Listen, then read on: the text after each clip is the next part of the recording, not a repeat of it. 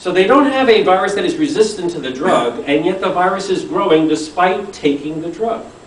This observation has vexed us for a decade because we don't understand it. If the virus isn't suppressed, that means it's ignoring the drug. And if it's ignoring the drug, that means it should be resistant to it, and it's not resistant to it in any way that we know how to measure.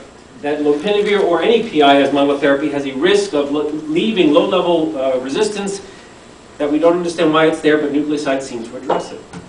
Now, another study. In addition, there are a number of studies that are being done in virologically suppressed patients, not to remove drugs, but to add drugs. And I'm going to share two of them.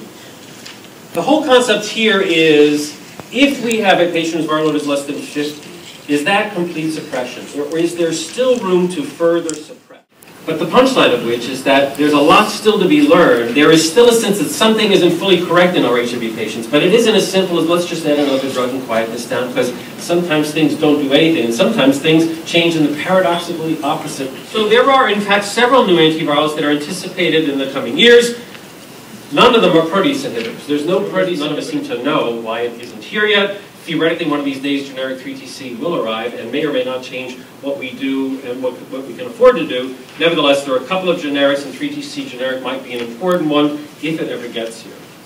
There are two non-nucleosides that you heard that are new, one of which is no longer new because it's here. Nevirapine sustained release is now here. And rilpivirine, a drug I'll talk to you briefly about since it's anticipated to go before the FDA in a few months and theoretically get approved by the FDA if they agree with the data that it's worth approving.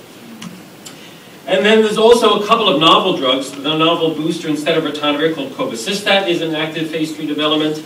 And based on some data that we presented last year, it looks like it's on the way. The phase 3 trials are fully enrolled, and those data should be public next year. And if the data look good, we have a novel booster sometime probably next year.